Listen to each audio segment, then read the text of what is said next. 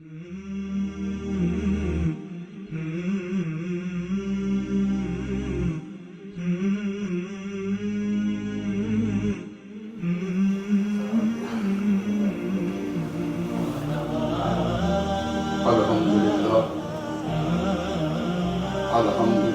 والسلام علی عبادہ الذین اصطفیٰ، اما بعد۔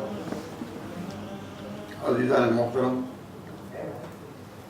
میں نے آپ کے سامنے بیان کیا تھا کہ اللہ تبارک و تعالیٰ جل شانہ جن کو اپنی نمائندگی اور اپنی سفارت کے لیے چن لیتا ہے اور انہیں اپنے احکام دیتا ہے، انہیں معصوم ہم کیوں یقین کرتے ہیں؟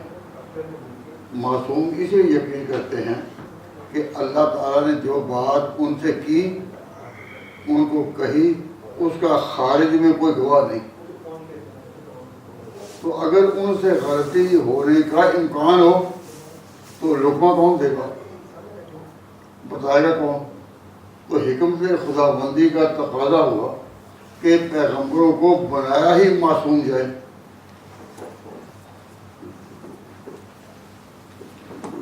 حکمت خدا بندی کا تقاضا یہ ہوا کہ پیغمبروں کو معصوم بنایا جائے تاکہ کوئی سوال نہ اٹھائے کہ جب اللہ اپنے احکام دے رہا تھا تو ممکن ہے ان کو حکم لیتے ہوئے یا سمجھتے ہوئے کوئی غلطی نہ کی یا کوئی مغالطہ ہو گیا۔ تو اللہ تعالیٰ کا پتہ ہی کاٹ دیا کہ جن کو اللہ تعالیٰ چن لیتا ہے پھر ان کی حفاظت کرتا ہے۔ سانجو کے ہوگا خدا تنسا کہ وہ بھولے گے ہی نہیں۔ تو جہاں کوئی بھی گواہ نہیں تھا تو اللہ تعالیٰ نے ان کو معصوم بنایا۔ تو پیغمبروں کو معصوم بنانے کا مقصد اور حکمت کیا ہے کہ جو انہوں نے حکم لیا اس کا گواہ کوئی نہیں، اس لیے ان کو معصوم بنایا۔ نمبر 2، اللہ تعالیٰ کیا چاہتے ہیں؟ اللہ تعالیٰ کیا چاہتے ہیں؟ اللہ تعالیٰ چاہتے ہیں کہ میرے احکام پر میرے بندے عمل کریں۔ یہی چاہتے ہیں کہ ہم جو حکم دیں اس پر میرے بندے عمل کریں۔ اب اگر پیغمبروں سے غلطی ممکن ہو تو عام لوگوں کے لیے لا کیا ہوگا؟ وہی پیغمبروں کی بات ہوگی نا۔ تو اس کا تو حاصل یہ نکلے گا نا کہ خدا حکم دے رہا ہے کہ میری نافرمانی بھی کر سکو۔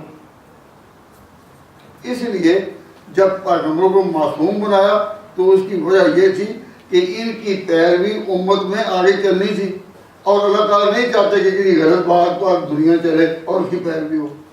اب اللہ تعالیٰ نے رسول بھیجے کس لیے؟ ما ارسلنا من رسول الا لیطاع باذن اللہ۔ ہم نے کوئی رسول ایسا نہیں بھیجا مگر اس لیے کہ حکم خدا بندی سے اس کی اطاعت کی جائے۔ تو اگر رسول لائق اطاعت نہ ہو اور واجب الاطاعت نہ ہو تو اسے معصوم بنانے کی ضرورت تھی؟ معصوم کو اسی لیے بنایا گیا کہ ان کی اطاعت جاری ہو۔ اب پرویز ایک طرف تو یہ کہتا ہے کہ پیغمبروں معصوم ہیں کیونکہ اللہ تعالیٰ نے ان کو اپنی امانت دی کہ تم اسے آگے پہنچاؤ، اور دوسرے کہتا ہے کہ ان کی اطاعت نہیں۔ کیوں اس کی اطاعت نہیں؟ کیونکہ وہ اپنے ماحول کے مطابق اپنی بات کرتے ہیں، ہمیشہ کے لیے نہیں۔ تو اس میں تو سیلف کنٹرڈکشن پایا جاتا ہے، اپنے آپ سے ٹکراؤ۔ تو میں آپ سے یہ پوچھتا ہوں کہ پیغمبر معصوم کیوں ہوتے ہیں؟ اس لیے کہ جب وہ خدا سے احکام لیتے ہیں تو ان کا کیونکہ اور کوئی گواہ نہیں، اس لیے اللہ تعالیٰ نے امکان ہی باقی نہ رکھا کہ ان سے غلطی ہو۔ دوسرے یہ کہ پیغمبر کیونکہ آتے ہی اس لیے ہیں کہ ان کی اطاعت کی جائے، اگر ان سے گناہ ممکن ہو تو اس کا نتیجہ کیا نکلے گا کہ خدا حکم دے رہا ہے کہ پوری دنیا میں اس گناہ کی پیروی جاری ہو۔ یہ تو ہو ہی نہیں سکتا۔ اس لیے اسی عصمت کے اندر سے دوسرا عقیدہ نکلتا ہے کہ پیغمبر واجب الاطاعت۔ اگر پیغمبر واجب الاطاعت نہ ہوتے تو ان کو یہ معصوم کا منصب نہ دیا جاتا۔ اور اس کے ساتھ یہ بات بھی ضروری ہے کہ اللہ تعالیٰ نے جب اپنے احکام اپنے پیغمبر کو دے دیے اور پیغمبر کو معصوم بنایا، اور معصوم بنانے کی وجہ میں نے آپ پر کر دی، اب پیغمبر نے آگے دین پہنچایا، تو اگر دین سننے والوں میں کوئی غلطی راہ پا جائے کوئی غلطی واقع ہو جائے، کوئی بھول بھی ہو جائے، تو گواہی دینے والے موجود ہیں یا نہیں؟ موجود ہے، دوسرے صحابہ موجود ہیں.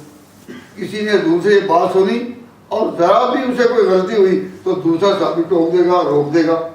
تو جہاں گواہ تھے وہاں معصوم کوئی نہیں، اور جہاں گواہ کوئی نہیں وہاں اللہ تعالیٰ نے شان عصمت دی.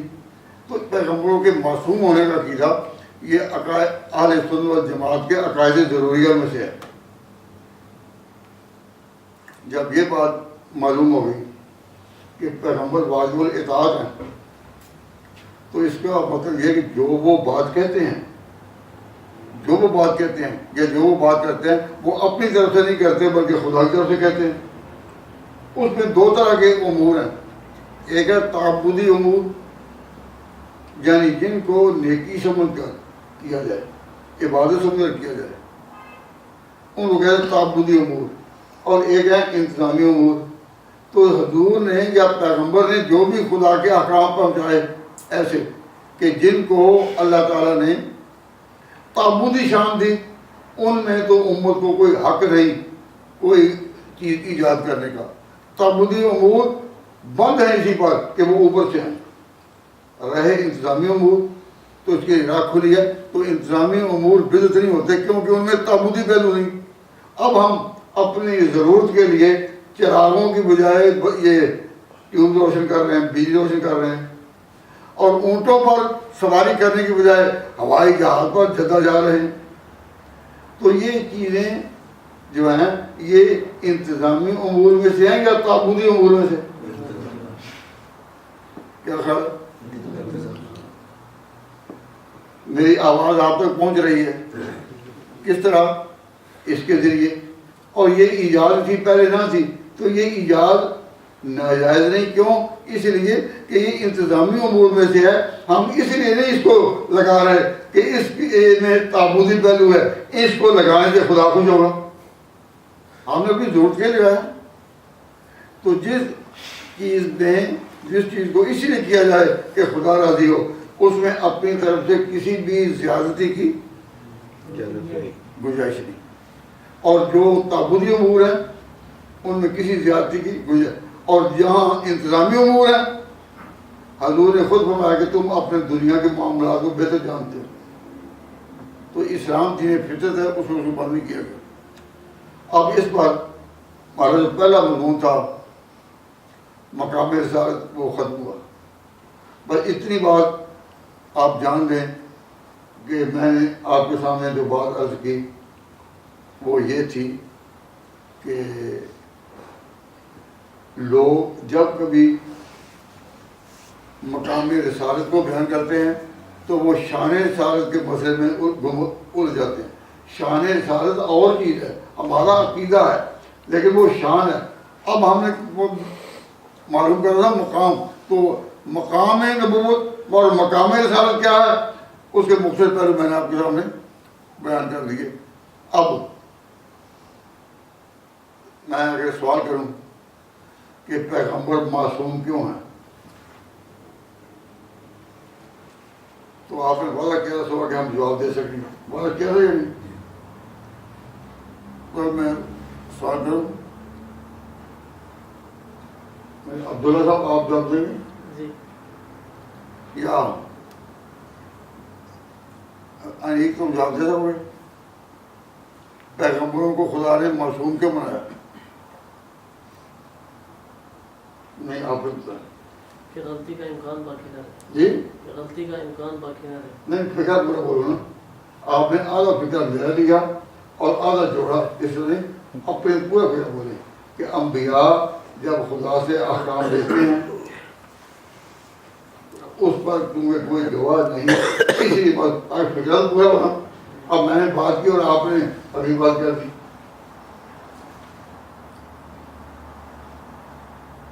آپ بات کریں تو کھڑے ہو کے سب سن لیں. جب انبیاء خدا سے کوئی پیغام حاصل کرتے ہیں تو وہ اس وقت کوئی گواہ نہیں ہوتا، اللہ تعالیٰ ہی ان کو سکھا رہا ہوتا ہے. اس لیے اللہ تعالیٰ نے ان کو معصوم کا درجہ دیا کہ کوئی غلطی کا امکان باقی نہ رہے. اسے اور پیغمبر کے آگے جب مسلمانوں کو اللہ کے پاک پیغمبر نے بتائی باتیں، تو اگر کوئی غلطی آ جائے تو اس کو ٹوکنے کے گواہ موجود ہے یا نہیں؟ صحابہ گواہ ہیں ایک دوسرے کے. تو یہ کہاں ہے، کہاں لکھا ہے کہ صحابہ ایک دوسرے کے گواہ ہیں؟ تو جو گواہ ہیں اس لیے ان میں کوئی بھی معصوم نہیں. کہ مولانا کہاں ہے یہ قرآن پاک میں، قرآن پاک میں دوسرے پارے میں اللہ تعالیٰ نے فرمایا کہ وَكَذَلِكَ جَعَلْنَاكُمْ أُمَّةً وَسَطًا لِتَكُونُوا شُهَدَاءَ عَلَى النَّاسِ، کہ تم لوگوں پر گواہ. تو جب ایک دوسرے کے سارے گواہ ہیں تو جہاں کوئی غلطی آئے گی دوسرا ٹوکنے والا موجود ہے. تو جہاں گواہ موجود ہے وہاں کسی کو معصوم بنانے کی ضرورت ہے نہیں. لہذا حضور کے بعد سارے صحابہ جو ہیں اس بات میں سب ایک جیسے ہیں کہ ان میں معصوم کوئی نہیں. اور یہ عقیدہ رکھنا کہ حضرت علی معصوم ہے، یہ ساری بات میں بگاڑ پیدا کرنا ہے. اس سے نہ تو یہ معصوم ہونا شان رہے گی انبیاء کی، یہ تو غیر نبی بھی معصوم ہو گئے. اور سارے صحابہ جو آپس میں ان میں جب معصوم کوئی نہیں، جب کوئی غلطی ہے تو دوسرا کو لقمہ دینے والا ہوگا. تو یہ عقیدہ کہ حضرت علی مرتضیٰ یا فلاں فلاں صحابی یا فلاں فلاں بزرگ معصوم ہیں، یہ بے محل ٹھہرا. اور اس کے ساتھ ساتھ یہ بھی عقیدہ رکھا جائے کہ نبی پاک صلی اللہ علیہ وسلم کے بعد معصوم کوئی نہیں، بلکہ اگر ہم کہتے ہیں خاتم النبیین تو اس کے ساتھ ہی مجھے کہنا چاہیے خاتم المعصومین. اللہ تعالیٰ نے جن جن کو یہ عصمت کی شان عطا فرمائی تھی ان میں سے آخری حضور اکرم صلی اللہ علیہ وسلم ہیں جو شان عصمت رکھتے ہیں. اور شان عصمت بھی پیغمبروں کو اس طرح حاصل ہے، اس طرح حاصل ہے. ذرا غور کریں. ایک ہے گناہ، ایک ہے گناہ اور ایک ہے خطا. خطا کا معنی ہوتا ہے کہ بغیر ارادے کو کوئی ویسے بول چول ہو جائے. تو ہمارے امام حضرت امام ابو حنیفہ رحمۃ اللہ علیہ فرماتے ہیں کہ پیغمبر معصوم ہیں صغیرہ اور کبیرہ ہر گناہ سے، لیکن بغیر ارادے اور نیت کے خطا ہو جائے تو امام صاحب فرماتے ہیں کہ یہ ممکن ہے. لیکن اس کے ساتھ ایک عقیدہ رکھنا بھی ضروری ہے کہ پھر اللہ تعالیٰ اس خطا پر پیغمبر کو رہنے نہیں دیتا، فوراً اصلاح کر دیتا. مثلا نبی پاک صلی اللہ علیہ وسلم کے ساتھ پاس ایک صحابی آئے غریب سے، نابینا سے، اور حضور کے پاس کچھ اور لوگ بیٹھے ہوئے تھے جن کو حضور دین سمجھا رہے تھے کہ شاید یہ دین میں آ جائیں. تو جو دین میں ابھی نہیں آئے وہ کون ہے؟ جو دین میں ابھی نہیں آئے وہ تو صحابی نہیں. اور ایک صحابی نابینا اور مسکین حضور کے پاس آیا تو نبی پاک صلی اللہ علیہ وسلم نے اس کی طرف کوئی توجہ نہ فرمائی. آپ کی خواہش یہ تھی کہ یہ جو غیر مسلم ہیں اسلام میں آ جائیں، کیونکہ اسلام کو پھیلانے کے لیے اور اسلام کی ترقی کے لیے حضور کا دل بڑا موجود تھا. آپ کی خواہش تھی کہ یہ ہو جائیں، لیکن وہ صحابی جو ہے وہ آیا اور آپ نے توجہ نہ کی. اللہ تعالیٰ کو یہ بات پسند نہ آئی. اللہ تعالیٰ نے حضور کا اکرام کرتے ہوئے اور حضور کی شان کو سامنے رکھتے ہوئے اس طرح بات کی، عبس وتولی ان جاءہ الاعمی. عبس وتولی کہ ایک شخص نے ترشروئی اختیار کی، اس کے پیشانی پر بال آ گئے. اس پر ان جاءہ الاعمی، ایک اندھا آیا ہے غریب مسکین اور اسے دھیان نہ کیا. تو اس پر اللہ تبارک و تعالیٰ نے حضور کی شان کو بھی سامنے رکھا، ملحوظ رکھا، اور بات اس نہیں کی کہ ابسطا و تولیت، کہ تو نے ایسا کیا، یہ نہیں کہا حضور کو اب اصاب طلّہ انجا معیوبی کر اللہ یذکر ہوتا فوز. اب اس کو کہتے ہیں علمی طور پر خطا. تو اب اللہ تعالیٰ نے حضور کو اس خطا پر رہنے دیا؟ نہیں رہنے دیا. تو معلوم ہوا کہ صغیرہ اور کبیرہ گناہ تو ہوتا نہیں، اور اگر کہیں بھول چوک سے کوئی خطا ہو جائے تو اللہ تعالیٰ اس پر اس کو باقی نہیں رہ جاتا. تو ہم جب کہتے ہیں کہ انبیاء معصوم ہیں تو ہم کہتے ہیں کہ انبیاء معصوم ہیں من الصغائر والکبائر ومن البقاء علی الخطیات، کہ کوئی ذرا سی بھی بھول چوک ہو جائے تو اللہ تعالیٰ نے ایک شان عصمت ان کو عطا فرمائی کہ اب اللہ تعالیٰ اس پر ان کو رہنے نہیں دیتا. جب اللہ تعالیٰ نے کہہ لیا اب اس بات کی اصلاح ہو گئی. حضور دنیا سے تب گئے جب بالکل ہر چیز اس طرح روشن چھوڑی جیسا دن روشن ہے. آپ جاتے ہوئے کہتے ہیں کہ ترکتکم علی البیضاء، میں تمہیں ایک ایسی روشن راہ پر چھوڑ رہا ہوں لیلھا کنہارھا، جس کی راتیں بھی دن سے روشن. تو صغیرہ اور کبیرہ گناہ ہوتے ہی نہیں، صغیرہ اور کبیرہ ہوتے ہی نہیں. اور اگر کبھی بغیر ارادے کے بھول چول سے کوئی خطا ہو جائے اللہ اس خطا پر باقی نہیں رہنے دیتا، اشارہ کر دیتا. تو کوئی محل شبہ رہا. تو اگر کوئی شخص یہ کہے کہ جی جیسا کہ پرویز نے کئی مقامات پر کہا کہ حضور سے فلاں بات ہو گئی، فلاں بات ہو گئی، فلاں بات ہو گئی، ہم کہتے ہیں کہ ان میں سے کسی ایک کے بارے میں تم دعویٰ کرو کہ وہ گناہ تھا. اگر درجہ خطا کا تھا تو پھر یہ دعویٰ کرو کہ آپ وہاں تک اس خطا پر ہی قائم رہے. ہمارے اماموں نے آئندہ پیش آنے والے ہر شبے کو اور ہر فتنے کو بالکل مٹا دیا ہے. تو امام صاحب رحمۃ اللہ علیہ نے فقہ اکبر میں جب اس مسئلے کو بیان کیا کہا کہ معصوم من الصغائر والکبائر ومن البقاء علی الخطا. تو اہل سنت پر اب اسی کا طرز بول ہے نہیں، بالکل. تو ہمارے عقائد سر سے اس سے چلے آ رہے ہیں، بالکل منقع ہیں، اور اس میں کسی جگہ بھی کوئی شبہ کا موقع نہیں. اب ہم دوسرے عنوان پر آتے ہیں جو اس نشست کا موضوع تھا. پہلا مقام جس پر صبح سے بحث ہو رہی ہے وہ کیا تھا؟ مقام رسالت، کہ اس کا لیگل سٹیٹس کیا ہے. رسالت کی شان تیرے بحث نہیں، اس کا لیگل سٹیٹس کیا ہے. لیگل سٹیٹس یہ کہ یہ خدا اور عام بندوں کے درمیان وسائط ہیں، واسطے ہیں. یہ کون ہے؟ یہ معصوم ہے. یہ کون ہے؟ خدا تعالیٰ کا کی معرفت انہی سے ہوگی. تو میں نے آپ کو بتایا تھا کہ دین کی جڑ کون ہے؟ نبوت ہے یا خود الوہیت؟ نبوت. ہم نے دنیا نے سب سے پہلے پہچانا پیغمبر کو، اور پیغمبر کو پہچاننے کے بعد جس طرح اس نے کہا خدا کا پتہ تو خدا کو جانا، قرآن وہی کو جانا، قیامت کو مانا، عرش و کرسی کو مانا، جنت دوزخ کو مانا، فرشتوں کو مانا. تو ایمان کا مدار کس پر ہے؟ ایمان کا مدار ہے ان چیزوں پر جو دیکھی نہ جا سکے، محسوسات کچھ نہ ہو. فرشتے دیکھ سکتے ہیں؟ نہیں. عرش و کرسی دیکھتے ہیں؟ نہیں. تو جو لوگ کہتے ہیں کہ دین کو تب مانیں گے ہم دیکھیں، خدا کو دیکھیں، فرشتوں کو دیکھیں، انہوں نے ایمان کا معنی نہیں سمجھا. سب سے پہلے قرآن کریم میں جو ایمان کا لفظ ہے وہ ہے بن دیکھے ماننے کا نام.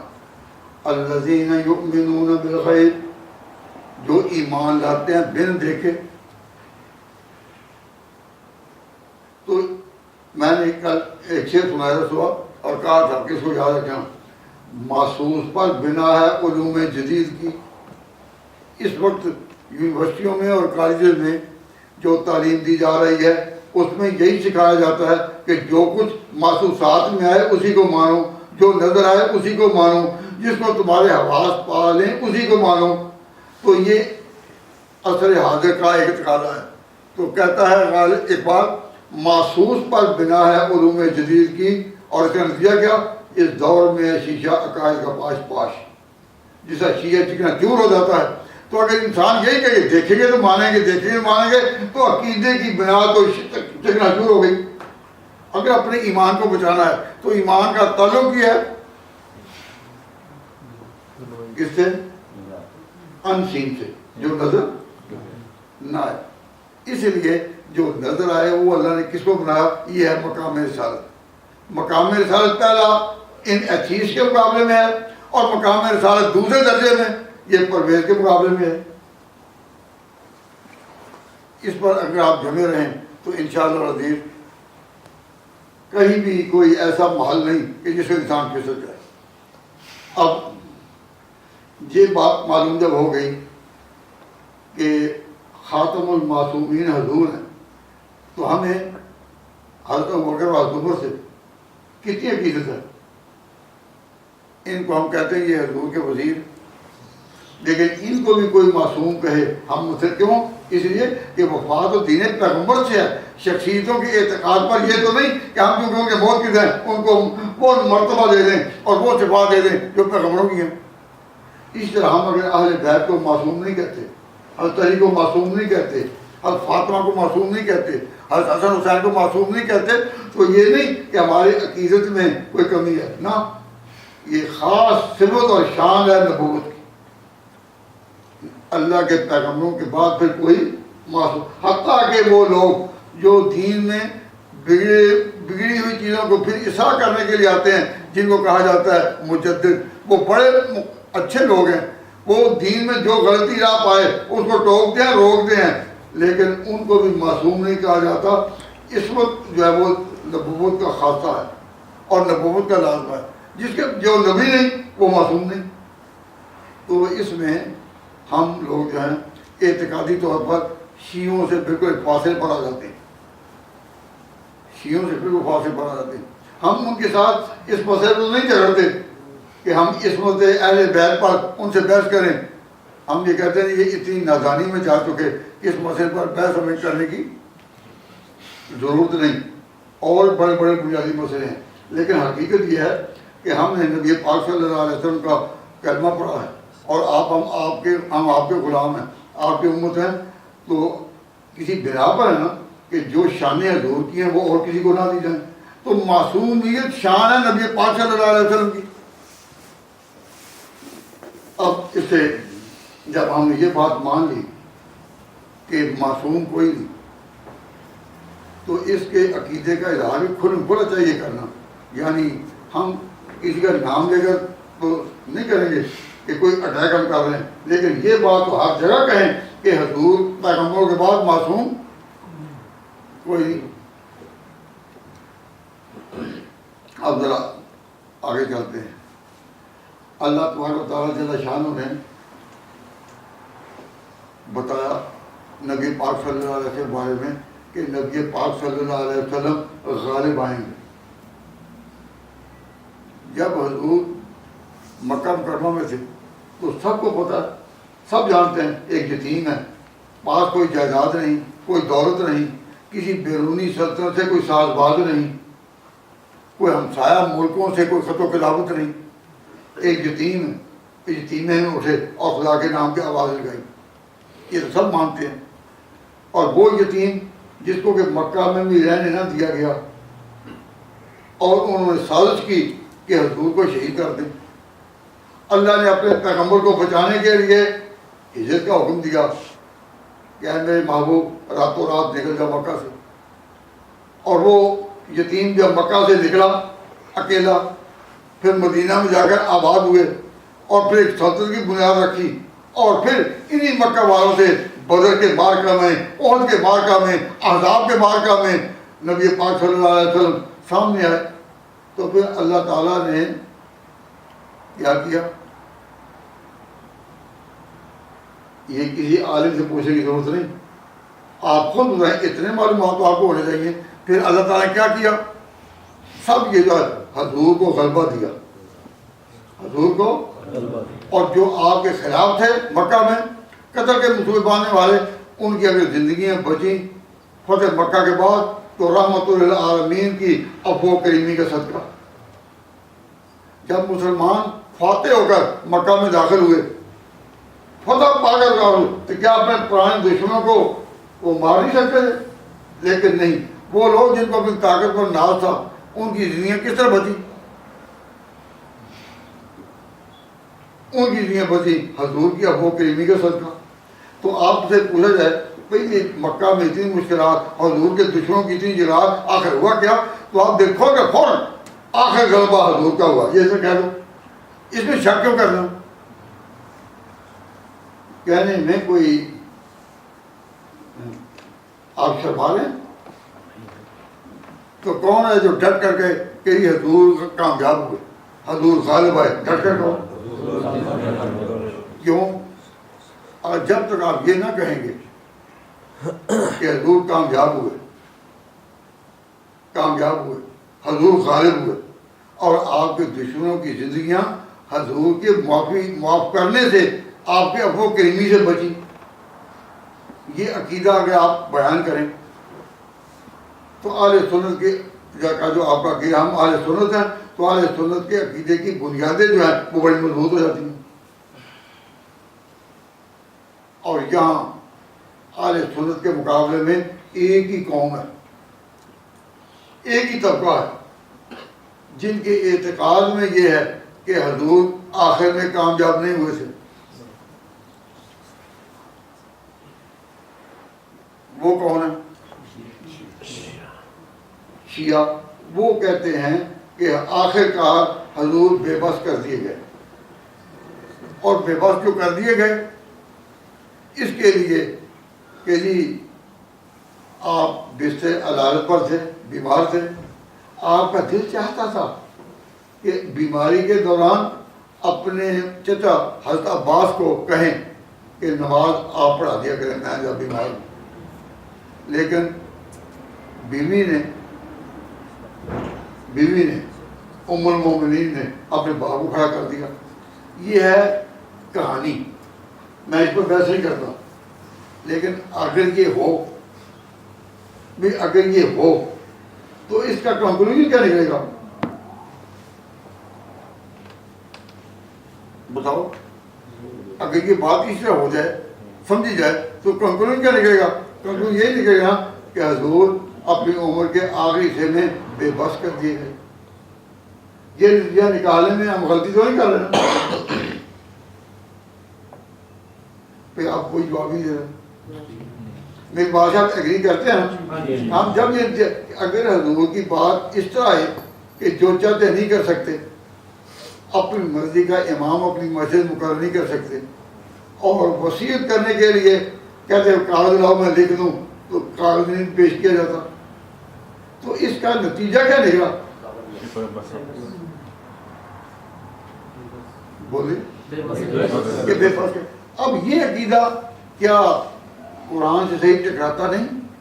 اور کیا اس کے لیے جو اللہ تعالیٰ کے ارشادات ہیں اور جو حضور کی تشریحات سے پہلے پچھلی کتابوں کی روایات ہیں، ساری کی ساری غلطی ہو جاتی، وہ سب غلط ہوگی؟ اب یا ادھر ہونا پڑے گا یا ادھر ہونا پڑے گا۔ اگر حضور کو مانا کہ غالب ہے، حضور کو کہا کہ غالب آئے، اور خدا کا وعدہ تھا یہ غالب آئیں گے اور آئے، اگر یہ ہے تو پھر شیعہ کی ساری فکر اور سوچ غلط ہو جاتی ہے۔ اور اگر واقعی حضور بے بس ہو گئے تو اہل سنت کی ساری بیک گراؤنڈ جو ہے وہ قلم ہو جاتی ہے۔ اب آپ کو اللہ تعالیٰ نے موقع دیا، ایسے موقع پر جب ان کی بات سنیں تو یہ کبھی نہ کہیں ہم اپنے علماء سے پوچھیں گے یا جا کے ہم تحقیق کریں گے، بلکہ خود اپنے ہوش سے جواب دیں۔ کیا آپ کا ذہن نہیں کہہ رہا حضور غالب ہے؟ یہ کسی عالم سے پوچھنے کی ضرورت ہے؟ کیا ہر کسی کو پتہ نہیں کہ آپ مکے میں سے؟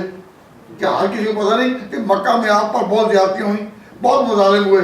اور یہ بھی آپ میں سے ہر ایک کو پتہ ہے حضور ہجرت کر کے مدینہ آئے، اور مدینہ کے پھر تاجدار بنے، پوری سلطنت کے سربراہ بنے، پھر آپ نے جنگ کے مار کے جو تھے وہ فتح کیے، پھر وقت آیا کہ جہاں سے نکلے تھے وہیں فتح کے ساتھ فاتح ہو گئے، پھر داخل ہوئے۔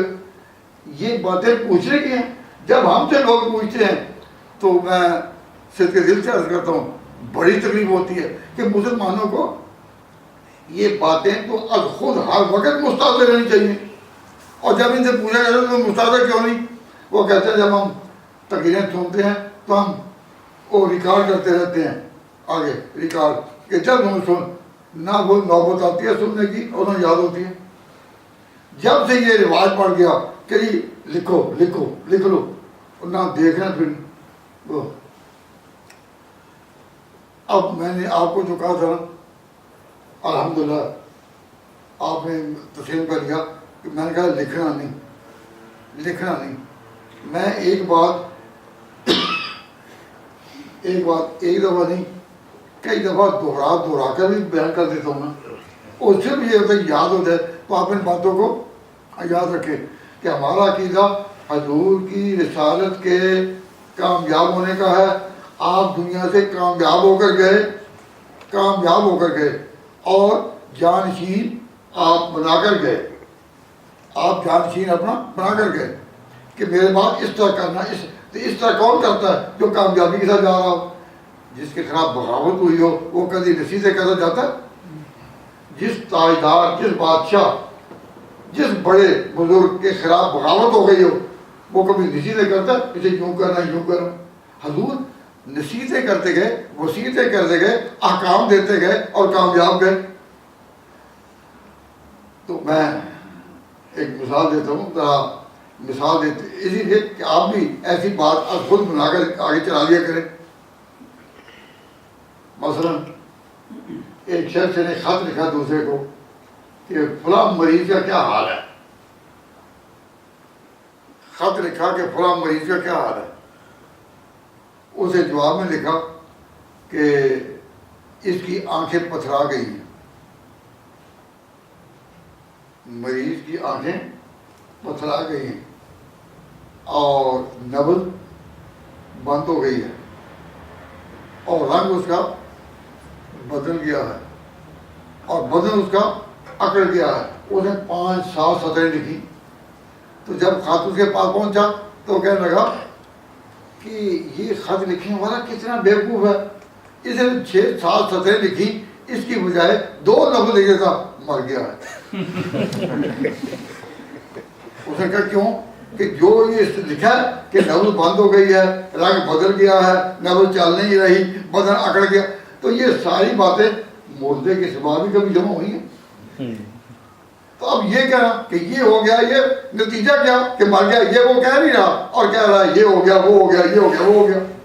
اب یہ جتنی بھی داستانیں ایسی انہوں نے بنائی کہ صحابہ نے حضور کو مجبور کر دیا یا حضور بالکل بے بس ہو گئے تھے، ان سے ایک بات کی تشریح میں نہ جائیں بلکہ کنکلوژن کہ اچھا کہ یہی ہے تو پھر حضور کامیاب ہوئے نہ کام. اب ایک شخص نے یہ سوال کیا کہ جی حضور نے کہا کہ کل میرے پاس کاغذ لاؤ میں کوئی وصیت لکھ دوں تاکہ آئندہ تم گمراہ نہ ہو. تو جی صحابہ نے آپ کو کاغذ نہ دیا. تو میں نے کہا کہ اگر انہوں نے کاغذ نہ دیا تو پھر اس کا نتیجہ کیا نکلا؟ پھر پیغمبر تو مغلوب ہو گئے نا، اور وہ صحابہ جنہوں نے وصیت نہیں کرنے دی وہ جیت گئے نا. اب وہ ہاں نہیں کرتا اور میرے پاس اس کی تشریح ہے پوری، لیکن ہم نے نہیں کہا بھائی جو تم کہہ رہے ہو اس کا نتیجہ کیا ہے. اگر صحابہ نے نہیں کرنے دیا تو حضور بے بس ہو گئے نا. تو قرآن پاک کے وہ وعدے کہاں گئے جس میں کہ رسولوں کے غالب آنے کا یقین دلایا گیا؟ وہ کہاں گئے؟ وہ کہتے ہیں جی اس بات میں نے یہ بات بتائیں کہ انہوں نے کرم دعا دیا، کاغذ دیا. تو یہ ہے ان کا طریقے واردات کہ کاغذ دیا اور جو اس میں الجھ جائے ہاں کاغذ دیا یا نہیں دیا، وہی تاریخی طور پر تحقیق ہونی چاہیے، احادیث میں تحقیق ہونی چاہیے. تو اس میں پالیسی کی کامیاب ہوئی انہیں کی. اور اگر اس بات سے تو آپ نے اچھا تمہاری اگر اس بات کو مان لیا جائے تو نتیجہ کیا ہوا؟ پیغمبر مغلوب غالب تو نہیں. اب وہ یہ نہیں کہیں گے ہاں مغلوب کیوں؟ اس لیے کہ لوگوں میں اگر بات چل جائے کہ ان کا عقیدہ یہ ہے کہ پیغمبر مغلوب تو لوگ ہمارے ساتھ نہیں رہیں گے، اس بات سے کھول کر وہ اقرار نہیں کریں گے، لیکن کہیں گے اور کرم دعا دیا تو نہیں کچھ نا بھائی، دیا نہیں کچھ پر نتیجہ کیا نکلا کہ پیغمبر مغلوب. اور نہیں یہ تو نہیں کہتے. بھائی جب تم یہ بات کہہ رہے ہو تو صاف جلی طور پر نظر آ رہا ہے کہ اس کا نتیجہ یہ ہے کہ پیغمبر مغلوب ہے. اور ہم نے محرم کے دنوں میں اپنے کانوں ان کے ذاکروں کو اس طرح کے شعر پڑھتے سنا کہ حضور کی جب وفات ہو گئی تو کوئی دفن کے لیے تیار نہیں تھا، اور ایک ذاکر جو ہے وہ کھڑا ہو کے کہتا ہے کہ پیغمبر مظلوم، اس پر ظلم ہو گیا. کیوں؟ لاشا نبی کا تھا، بے گور و کفن پڑا. اور پھر رو رہے سارے کہ ہائے ہائے کیوں پڑا. لاشا نبی کا تھا، بے گور و کفن پڑا. وہاں ہو رہا تھا تخت خلافت کا فیصلہ. ایسی خلافتوں کا بتاؤ اصول کیا. اور لوگ رو رہے ہیں اور کوئی نہیں سوچتا کہ بھئی اس سارے قصے میں پیغمبر کی عزت کہاں رہی. پیغمبر نے 23 سال محنت کی خدا کے نام پر، اتنی محنت کی کہ مکہ چھوڑنا پڑا. پھر آپ مدینہ آئے، پھر بڑی بڑی جنگیں لڑی، بڑی بڑی بات. تو اس کا رزلٹ خدا نے یہ دینا تھا کہ آخر میں پیغمبر مغلوب. یہ کیا ہے؟ اصولی بحث.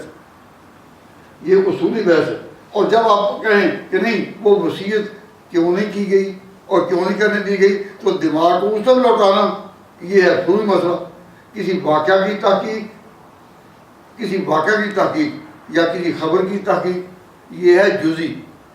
اور ایک چیزیں ہیں، کچھ چیزیں ہیں جو ہوتی ہیں اصول و کلیات. تو عزیزان محترم، ہمارے نوجوانوں اور طالب علموں کو دین کی کلیات پر اور اصولوں پر اتنا یقین ہو کہ جب کوئی جزئی ان کے ساتھ ٹکراتی ملے، یا تو اس جزئی کو اس طرح حل مانو جس طرح کے ہمارے پہلے محدثین اور بزرگ مان چکے. اگر یہ نہیں تو اصول و کلیات پر ایمان ہو اور جزیات کو پھر خدا کے سپرد کرو.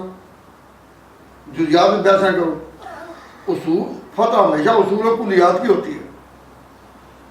آپ اپنا اسی طرح عقیدہ بنائیں کہ حضور صلی اللہ علیہ وسلم اپنی رسالت میں، اپنے مشن نبوت میں وہ کامیاب دنیا سے گئے یا ناکام گئے. اگر یہ ساری ان کی داستانیں ایک لمحہ کے لیے مان لی جائیں تو رزلٹ یہ نکلتا ہے ناکام گئے. تو جب ہم کہتے ہیں کہ پیغمبر جو ہے وہ کامیاب ہوتے ہیں، تو اپنے لوگوں سے کہ ہاں پیغمبر کامیاب ہیں، غالب ہیں، لیکن کب؟ آخرت میں.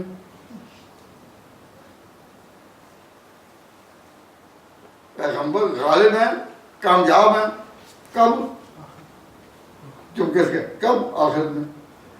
تو یاد رکھو آخرت میں تو ہر سچا کامیاب ہے. دنیا میں جو شخص بھی سچ کے ساتھ گیا آخرت میں کامیاب ہے. اللہ تعالیٰ کے یہاں کوئی نیکی ضائع نہیں جاتی. غریب سے غریب، مسکین سے مسکین اور کمزور سے کمزور مسلمان اگر ایمان کے ساتھ گیا ہے تو آخر میں اللہ تعالیٰ نے اس کو غلبہ کامیابی دینی ہے. تو جب ہم کہتے ہیں کہ تم رسول کو کیا کامیاب کہو گے یا ناکام، تو وہ کہتے ہیں نہیں کامیاب تو ہیں لیکن آخرت میں. تو بہ کے آخرت میں تو اللہ کے بندو ہر ایک کامیاب ہے. چھوٹا نیک آدمی بھی ہو تو وہ بھی کامیاب ہے. تم کس طرح یہ کہتے ہو کہ پیغمبر کے بارے میں سے کہ جس سے اتنی قربانیاں بھی کی، اتنی محنتیں بھی کی اور دنیا میں اس کی دھوم مچ گئی، وہ ناکام جا رہا. پر یہ مجھ سے ہو کر کہتے ہیں. تو میں نے کہا کہ اللہ تعالیٰ کا قانون یہ یاد رکھیں. اور غالباً سورہ مومن کی آیت نمبر 51 بھائی پانچی بگڑے.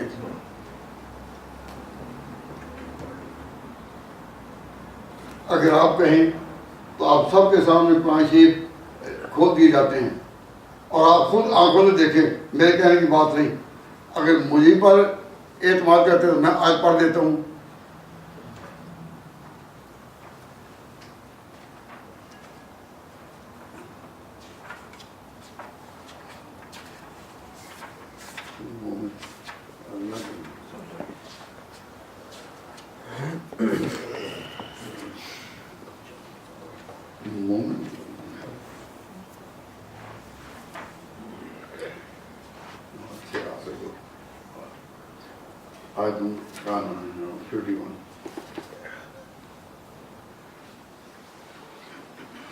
سورہ مومن یہ 24واں پارہ اور آیت نمبر 51.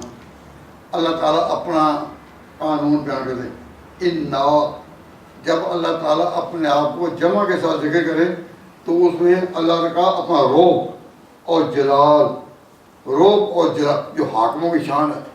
میں آپ سے عرض کرتا ہوں تو میں کہوں گا میں عرض کرتا ہوں. اور بادشاہ جب بولتے ہیں تو کہتے ہیں ہم کہتے ہیں. تو جب وہ ہم کہتے ہیں اس میں روب و جلال ہوتا ہے. تو اللہ تبارک و تعالیٰ جب اہل ولایت کو اپنے قرب میں جگہ دے تو فرماتے ہیں میں، اور جب اپنا جلال ظاہر کرے تو کہتے ہیں ہم. جب نوح علیہ السلام کے دور میں ایک طوفان آیا تو فرمایا ہم نے کہا اے آسمان تو پانی برسا، ہم نے کہا اے زمین تو پانی ہوگا. ہم نے کہا. اللہ تعالیٰ کی جلال کا اظہار ہوا. تو اللہ تعالیٰ اب اور جلال سے کہتے ہیں انا لننصر رسلنا، ہم اپنے رسولوں کی مدد کرتے ہیں. والذین آمنوا، اور ایمان والوں کی جو ان کے ساتھ ایمان لا چکے ہم ان کی مدد کرتے ہیں.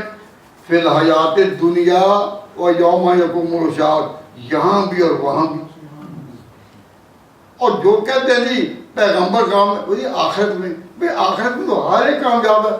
آخرت میں تو چھوٹے چھوٹے آدمی بھی ہو نیکی کے لے کے جائے تو اللہ تعالیٰ کو جا دیں گے. جس نے ذرہ کے برابر بھی نیکی کری وہ دیکھے گا. تو بات تھی، اور کس طرح بات لپیٹتے ہیں، خود بدلتے نہیں، قرآن کو بدل دیتے ہیں. قرآن پاک نے جو کہا کہ ہم مدد کرتے ہیں فی الحیات دنیا، کیا معنی؟ یہ تو اردو والے پنجابی والے خود جانتے کیا معنی اس کا. فی الحیات دنیا، دنیا میں بھی، وہ یوم یقوم الاشہاد، اور اس دن بھی جب گواہ کھڑے ہوں گے آخر میں، اس دن بھی رسولوں کی مدد ہوگی اور دنیا میں بھی ہوگی. اب یہ واقعہ جو ہے کہ حضور نے آخری وقت میں کاغذ مانگا کہ میں کوئی وصیت کر دوں، یہ واقعہ دنیا میں پیش آیا یا آخرت میں؟ کیوں جی؟ دنیا میں. اس وقت حضور فوت تو نہیں ہوئے تھے. تو اگر دنیا میں پیش آیا تو قرآن یہ کہے لعنت اور رسول اللہ والذین آمنوا فی الحیات دنیا، ہم دنیا میں ان کو غالب کرتے ہیں. تو پھر یہ مانے کہ پیغمبر کہہ رہا میں لکھوں، لیکن اللہ نے غالب نہیں کیا. غالب کون آ گئے؟ صحابہ، کہ انہوں نے کاغذ دیا ہی نہیں. انا للہ و انا الیہ راجعون. آپ ہی عقل اس بات کو مانتی ہے؟ وہی تو اللہ تبارک و تعالیٰ نے جو انہوں نے یہ جو کہا تھا کہ آخرت میں کامیابی دیتے ہیں، تو اللہ تعالیٰ نے کیا کہا؟ اللہ تعالیٰ نے کیا کہا؟ دنیا میں بھی اور وہاں بھی. فی الحیات دنیا و یوم یقوم الاشہاد.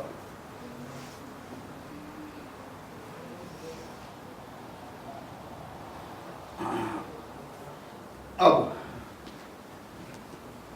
وہ سورۃ الصافات کی آیت نکالو.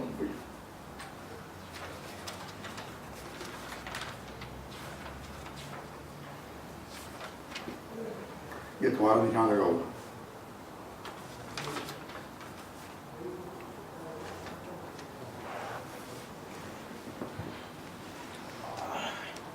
میں نے ابھی آپ کے سامنے لفظ بولا تھا غلبے کا، کیونکہ آج کا دوسرا موضوع تھا، صبح کا کیا تھا؟ مقام رسالت، اور اب دوسرا جو چل رہا ہوا ہے غلبہ رسالت. تو میں نے جو کہا کہ پیغمبر غالبہ کے رہتے ہیں، تو انہوں نے اس کی کیا توجیہ کی کہ یہ دنیا میں نہیں آخرت میں. اور قرآن نے کیا کہا؟ دنیا میں بھی اور آخرت میں بھی. تو بات کاٹی گئی نا. لیکن کہتے ہیں لوگ کہ مولوی آگے چپ نہ باشد، اگر چپ باشد مولوی نہ باشد، کہ مولوی کوئی نہ کوئی جواب دینا پڑا. تو ان کے مولوی کہنے لگے کہ جی جو اللہ تعالیٰ کا اعلان ہے نا یہ کہ ہم مدد کرتے ہیں، تو وہاں لفظ ہے نصر کا. نصر کا معنی مدد، نصر. تو فرمایا کہ وہ جو آئی تھی کہ ہم مدد کرتے ہیں، انا لننصر رسلنا، ہم اپنے رسولوں کی مدد کرتے ہیں. تو وہاں مدد کا لفظ ہے، غلبے کا تو لفظ نہیں ہے. ہم مدد کرتے ہیں اپنے رسولوں کی پھر حیات دنیا و یوم یقوم الاشہاد. تو یہ اللہ کی نصرت کا بیان ہے، غلبے کا تو ذکر نہیں ہے. اس پر میں یہ دوسری آیت پیش کرتا ہوں. اللہ تعالیٰ نے فرمایا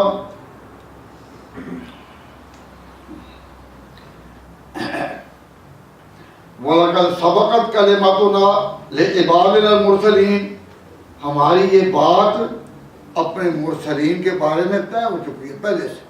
کیا؟ اِنَّهُمْ لَهُمُ الْمَنْصُورُونَ، ان کی مدد ہو کر رہتی ہے.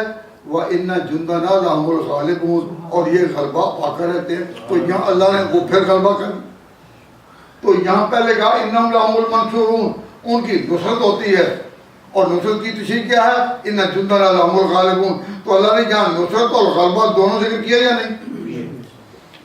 جب کہا بھائی یہ بات، کہتے ہیں یہ تو ہے دوسرے رسولوں کے بارے میں، حضور کے بارے میں بتاؤ نا، حضور کے بارے میں بتاؤ.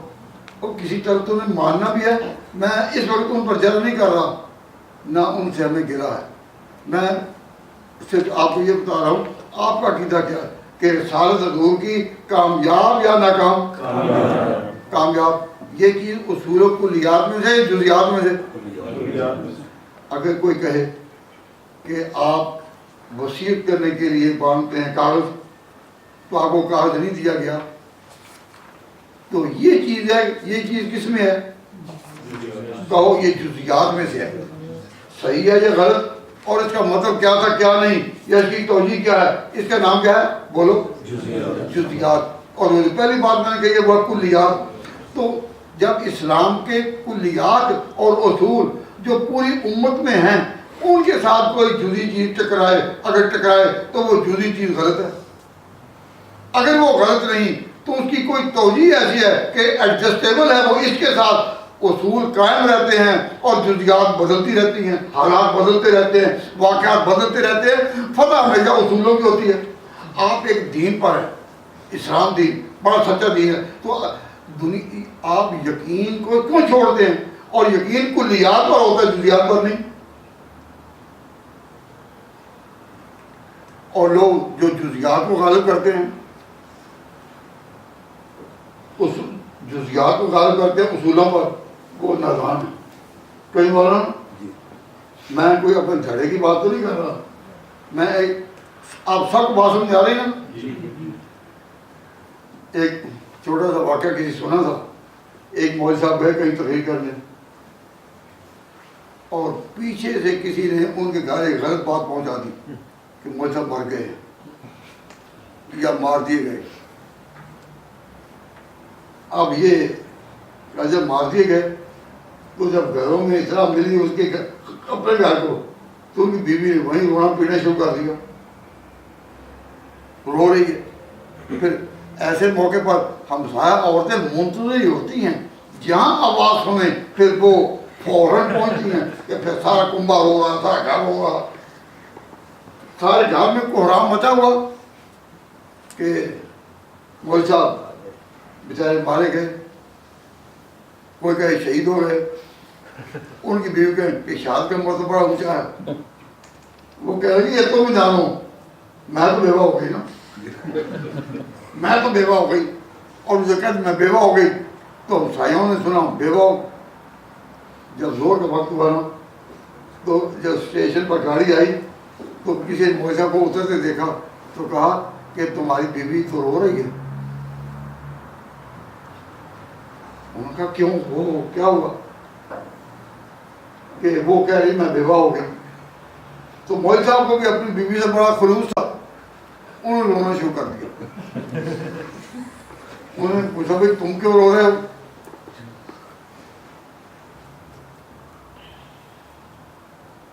تم کیوں رو رہے ہو؟ کہا بیوی بیوہ ہو گئی. بیوی بیوہ ہو گئی. اس نے کہا کہ جب تو آپ زندہ موجود ہیں، آپ کو خود پتہ ہے کہ آپ زندہ ہیں، دیکھ رہے ہیں، میری بات سن رہے ہیں، ہاں، تو جب آپ زندہ ہیں تو وہ کیسے بیوہ ہو گئی؟ کہنے کی بات تو ہے آپ کی کہ میں زندہ ہوں اور میرے ہوتے ہوئے وہ بیوہ نہیں ہو سکتی، لیکن جس سے مجھے خبر دی وہ کبھی وہ سچ ہی بولتے، انہیں جھوٹ تو نہیں بولے. اور اس نے خود مجھے کہا کہ میں نے تمہارے گھر کے پاس سے تمہاری بیوی کی آواز سنی کہ میں بیوہ ہو گئی. تو راوی بڑا سکھا ہے، راوی بڑا سکھا ہے، تو میں اس کی بات کیسے چھوڑوں؟ اس کے بعد بھائی اللہ کے بندو عقل بھی کر، تو زندہ ہے. کہتا ہے اگر میں عقل کروں اور اپنے خیال سے کہوں کہ ہاں میں زندہ ہوں، نبض چلتی ہے اور میں زندہ ہوں، اگر میں یہ کہوں تو اس کا نام کیا ہوگا؟ اس کا نام ہوگا فقہ. فقہ کا معنی تو غور کرنا عقل کو کام ہے. تو میں فقہ کی بروز سے اس خبر کا رد کر دوں. ہم روایت دیکھیں گے راوی کیسا ہے. اگر راوی سچا ہے ہم اس کے درمیان میں فقہ کو آنے نہیں دیں گے. خیر وہ تو اس کا اپنا مسئلہ تھا. میں اب یہ عرض کرتا ہوں کہ ہمیشہ اصول و کلیات جو ہے ان کو اگر قائم رکھو انشاءاللہ العزیز کسی مقام میں نہیں گرو گے. اصول و کلیات قائم رہیں. ایک بہت معجزہ کی مثال ویسے سامنے آ گئی تو میں بات اور کیا مثال اور دینے لگا تھا کہ 5 نمازیں فرض ہیں. ایک دن میں کتنی نمازیں فرض ہیں؟ 5. یہ اسلام کے اصولوں میں سے ہے نا؟ اصول و کلیات میں سے ہے یا جزیات میں سے؟ اگر کہیں یہ پتہ چلے کہ عیسیٰ بن مریم کے نازل ہونے کے وقت زمین کی اور سورج و چاند کی وہ رفتار باقی نہ رہے گی جو اب ہے، کوئی نظام بدل جائے گا اور ایسے حالات ہوں گے کہ عشاء کا وقت ہونے ہی نہ پائے، تو ایسے وقت میں کیا کیا جائے کہ جب عشاء کا وقت ہونے ہی نہ پائے، یہ کیا ہے؟ کہو جزی. یہ کیا ہے؟ جزی. اور اصول کلیات وہی ہیں کہ نمازیں 5 فرض ہیں. تو ایسے موقع پر اصول و کلیات کو قائم رکھتے ہوئے جو جزی ہے اس کی کوئی توجیہ کر لو، اس میں کوئی تعمیل کر لو، اس کو ایڈجسٹ کیسے کر لو، لیکن اصول و کلیات کو نہ توڑو. تو میں جب نیا اس ملک میں آیا تو مجھے پتہ چلا کہ فرانس کے فلاں عالم نے کہہ دیا کہ جب عشاء کا وقت ہوتا ہی نہیں تو نمازیں 4 فرض ہیں. جتنا عرصہ نہیں وقت ہوتا 4 ہی پڑھو. کیوں؟ نماز با اوقات وقت فرض کی گئی ہے تو 4 ہی پڑھو. تو میں کہا کہ میں جھگڑے میں تو میں آتا نہیں ایسی باتوں میں کہتا ہوں اصول نمازیں 5 فرض ہیں. یہ کیا ہیں؟ کہو اصول و کلیات میں سے. خاص حالت کوئی ایسی آ جائے کہ وہ پڑھی نہ جا سکے یا وقت آئے نا، یہ جزیات میں سے. تو کلیات اور جزیات میں جب تعارض ہو جائے تو آگے فضا اصول و کلیات کی کہی چاہیے. آپ نے یہ اکثر سنا ہوگا کہ 5 کہ نمازیں 5 فرض ہیں. یہ کب پتہ چلا تھا؟ نہیں، یہ کب حکم ہوا تھا؟ کبھی حکم ہی نہیں ہوا، یوں ہی آ گئی ہے. 5 نمازیں فرض ہیں، یہ حکم ہوا تھا معراج کی رات. اور حضور اسی طرح یہ حکم لے آئے کہ 5، اور وقت نہیں بتائے. اللہ تعالیٰ نے وقت نہیں بتائے، نہ جبریل نے. اگلے دن پھر جبریل آئے اور ایک نماز پڑھائی، پھر دوسری پڑھائی، پھر تیسری، اور کہا حضور آپ کی امت کے لیے یہ اوقات مقرر. تو یہ اسی وقت کیوں نہ بتا دیا، اسی رات کیوں نہ بتا دیا؟ معلوم ہوتا ہے اللہ تعالیٰ بھی چاہتے تھے کہ اصول و کلیات قائم رہیں، اصول و کلیات قائم رہیں، اور اوقات جبریل بعد میں لے کر جائیں تاکہ اگر کسی وقت ان اوقات کے مطابق کسی جگہ وقت نہ ہونے پائے تو اس وقت امت کا عقیدہ یہی رہے کہ 5 ہی فرض ہے. اس لیے وہ ایسے مواقع پر اجتہاد کے ساتھ کوئی وقت مقرر کر لیں لیکن پڑھیں 5 ہی. پتہ بھی ہے کہ عشاء کا وقت نہیں ہو رہا، لیکن جب صحیح رات ہی نہیں ہو رہا تو کوئی ایسا فاصلہ ضرور قائم رکھیں کہ امت کا عقیدہ وہی رہے کہ نمازیں 5 ہی فرض ہے، 5 ہی فرض ہے، 5 ہی. اب جو لوگ اس کو اس طرح مٹانا چاہتے ہیں کہ نمازیں 4 وقت میں ہی پڑھی جائیں، ہم کہتے ہیں کہ بھئی کچھ اجتہاد سے یا کیا سے یا مسئلے سے تھوڑا سا فاصلہ کر لو تاکہ امت میں عقیدہ تو کر رہے کہ 5 ہی فرض ہے. تو ہم مغرب کے بعد ان دنوں بھی فوراً عشاء نہیں پڑھتے، یہ جانتے ہوئے بھی کہ ساری رات شفق کا حکم یہ ہے، لیکن کرتے ہیں تاکہ امت میں عقیدہ قائم رہے اور فتح اصول و کلیات کی. ورنہ کیا ہمیں سہولت نہیں ملتی؟ ہم جو اس طرح کرتے ہیں آخر کیوں کرتے ہیں؟ تو میں عرض یہ کرتا ہوں کہ 5 نمازیں فرض ہوئی تھیں پہلے اوقات بتائے گئے بعد میں. اگر کہیں کسی وقت اوقات ایڈجسٹ نہ ہوں تو اصولوں کو کلیات کو چھوڑا نہیں جا سکتا. تو میں آپ کے سامنے بات کہہ رہا ہوں کہ ہمارے نبی پاک صلی اللہ علیہ وسلم جب مکہ میں تھے تو کیا تھے؟ مجبور. کیا تھے؟ مظلوم. اور جب نبی پاک صلی اللہ علیہ وسلم مکہ سے نکلے تو اللہ تعالیٰ نے پہلے سے وعدہ کیا ہوا تھا کہ پھر تمہیں یہیں فاتح کر کے لاؤں گا. تو آپ نے جو دعا کی کہ ادخلنی مدخل صدق واخرجنی مخرج صدق واجعل لی من لدنک سلطانا نصیرا. اے اللہ مجھے یہاں سے نکال بھی اس لیے کہ میرے ساتھ صدق ہو یا میرے ساتھ صدیق ہو. انہوں نے دعا یہ کی کہ میرے ساتھ سے اخرجنی مخرج صدق اس طرح نکال وادخلنی مدخل صدق اور داخل بھی کر کہ میرے ساتھ صدق ہو. اب جب نبی پاک صلی اللہ علیہ وسلم نے کہا کہ دعا کی تو اللہ تعالیٰ نے آپ کی دعا منظور کر لی ہے نا؟ کر لی ہے نا؟ پھر حضور فاتح طور پر داخل ہوئے یا نا؟ اور پھر اتنا غلبہ تھا یا نہیں کہ خود خانہ کعبہ کے اندر سے وہ بت گرائے اور توحید کی اذانیں دی. تو اللہ تعالیٰ نے حضور کو غالب کیا یا نہیں؟ اب اللہ تعالیٰ تو یہ کہے کہ جاء الحق وزهق الباطل، جاء الحق آیا حق وزهق الباطل اور باطل جڑ سے گیا. اور یہ کہ جی وہ قلم دعا نہیں دیتے تھے، کاغذ نہیں دیتے تھے، پیغمبر بے بس ہو گیا. حیران ہے ان لوگوں پر جو ان جزیات کی وجہ سے اصول و کلیات کو بھول جاتے ہیں. آج ہم غلبہ رسالت پر اپنے عقیدہ کو پختہ کر رہے ہیں. تو یہ بغیر کسی تردد کے کہو ہمارے پیغمبر کو اللہ تعالیٰ نے وعدہ دیا تھا جاء الحق وزهق الباطل، حق آیا باطل گیا، حق آیا باطل گیا. ہمارے پیغمبر کامیاب گئے دنیا سے، بے بس ہو کر نہیں گئے. اور بے بس ہونے کی کہانیاں جو ہیں وہ لائق رد ہیں یا لائق تعویل ہے. تعجب آتا ہے کہ بڑے بڑے پڑھے لکھے لوگ ایسی بات بھی سنتے ہیں تو آگے تحقیق کرتے ہیں کیوں جی ایسی کوئی روایت ہے، ایسی کوئی روایت ہے. میں نے کہا تو نے جس طرح اپنے پیغمبر کے بارے میں یہ سارا غیر اختیار کی کہ ذرا کسی نے بات کی اور تم شک میں پڑ گئے، ایسی روایت کوئی نہیں. ایسا غیر مقتدی ہمیں کبھی نہیں ہم نے سنا. تم اس پیغمبر کے مقتدی ہو، اس کا کلمہ پڑھنے والے، اور تم اتنے بھی شک میں پڑ گئے. آج میں ویسے ہی پوچھنا چاہتا ہوں، ویسے ہی. میں کہ کیسے؟ میرا مطلب یہ تھا کہ میں ذرا اس کی اصلاح کروں. کہ جی میں ویسے ہی پوچھنا چاہتا. میں کہ کیسے؟ اخیر میں کہہ رہا وہ تو مجھے بھی نہیں پتا. کیونکہ جب کوئی کہہ رہا ہوں ویسے تو فوراً مجھے لے جاؤ کیسے. اب بات یہ ہے کہ جب اسے اگر لاجواب ہوگا تو میں نے کہا میں تمہیں ایک بات کہہ دیتا ہوں کہ جب آپ نے کہا تھا بھائی کاغذ لاؤ تو کتنے کاغذ آپ مانگتے تھے؟ بھائی کتنے کاغذ؟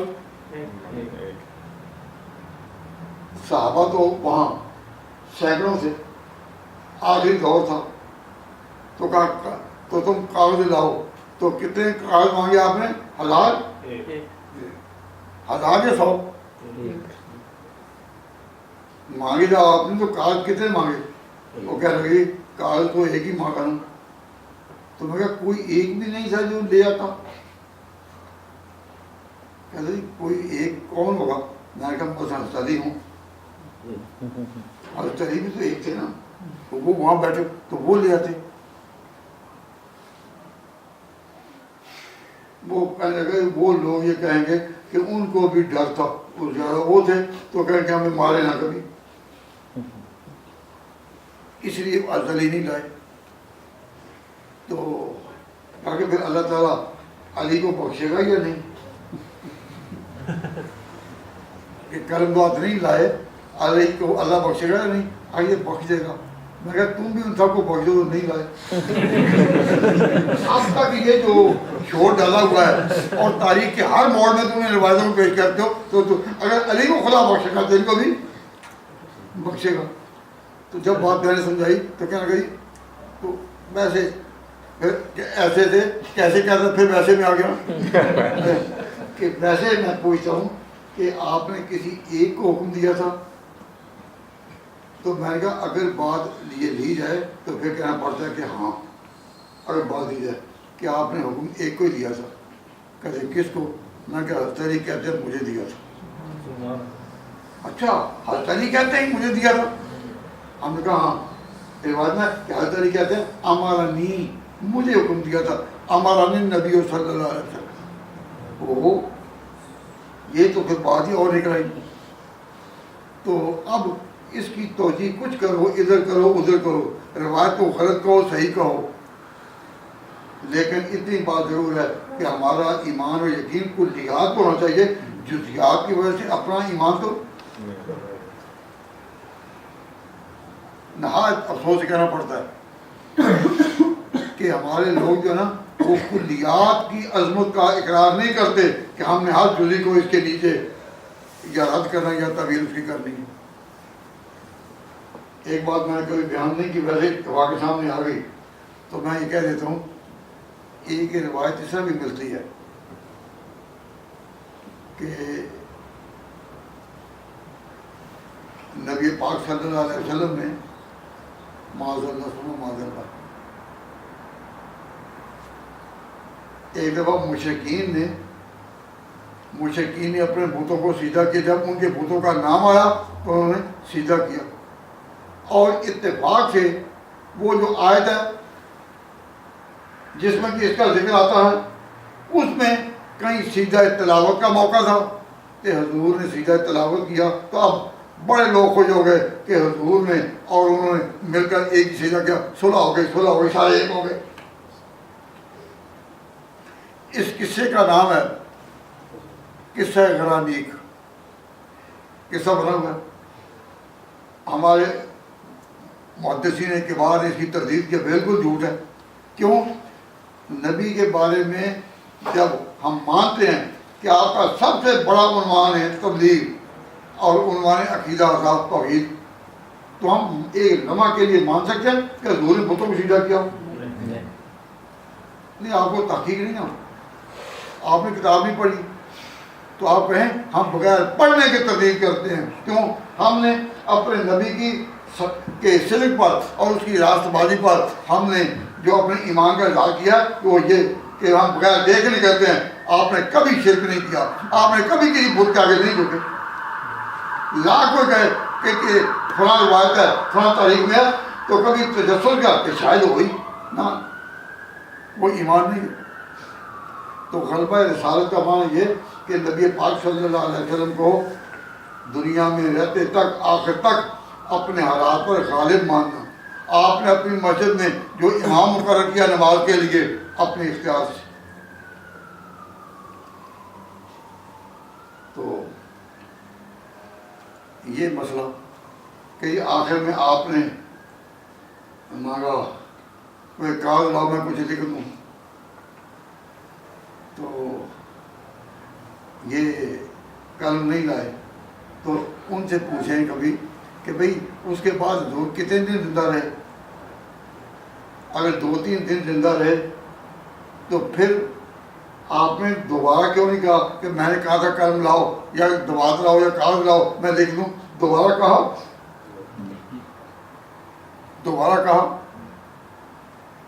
میں نے کہا بھئی ہمیں تو پتہ نہیں, روایت نہیں کوئی ملتی کہ دوبارہ کہا ہو, لیکن تم بتاؤ کہیں دوبارہ کہا؟ پھر ایک جلدی سے اسے منہ سے نکل گئی بات ان کی کتابوں میں ہے. کہنے لگا جی وہ دوبارہ آپ نے اسے نہیں کہا کہ اللہ نے روک دیا تھا. اللہ نے روک دیا تھا. اور ایک روایت جو ان کے متقدمین میں علی بن ابراہیم قمی کا 2 باتوں سے شاگرد استاد ہے 2 واسطوں سے. فرات اسے بیان کیا کہ اللہ تعالیٰ نے حضور کہا تھا لیسا لکا من الامر شیء، یہ آپ کے اپنے اختیار میں نہیں، آپ اس میں مجاز نہیں ہے کرنے کے. تو انہی کتابوں نے کہا کہ حضور تو چاہتے تھے کہ کوئی لکھ دیں، پھر اللہ نے روک دیا. تو جب ان کی زبان سے وہ روایت نکلی تو میں نے انہیں کہا کہ جب اللہ نے روک دیا تو ہم کس طرف کے ہوئے؟ ہم کس طرف گئے؟ اللہ کی طرف. تو میں نے کہا اگر ہم نے بھی یہی کہا کہ جب حضور کو اللہ نے روک دیا تو پھر حضور نے اس کی ضرورتی محسوس نہیں کی، تو جب ضرورتی محسوس نہیں کی تو پھر حضور بے بس تو نہ ہوئے. آپ نے اپنے اختیار سے پھر نہیں کہا، مجبوری کے طور پر نہیں، اپنے اختیار سے، تو پھر فتح اصول و کلیات کی ہوئی نا. اللہ حاضر کیا. اسی میں یہ بھی کہا جاتا ہے کہ جی صحابہ اپنی دنیا میں اس طرح مشغول ہو گئے کہ جنازہ تک نہیں پڑا. ہم کہتے ہیں کہ ایسی ایک بات 2 3 4 کتنی بھی کرو، نتیجہ کیا کہ بے باس پیغمبر مغلوب ہوئے. یہ عقیدہ ہمارے اسلام کے اصول کلیہ کے بالکل خلاف ہے. ہم بشر صدر کہتے ہیں اور تائید تاریخ کہتے ہیں. ہمارے نبی پاک دنیا سے گئے نہایت کامیابی اور اطمینان سے، نہایت کامیابی سے اور نہایت اطمینان سے.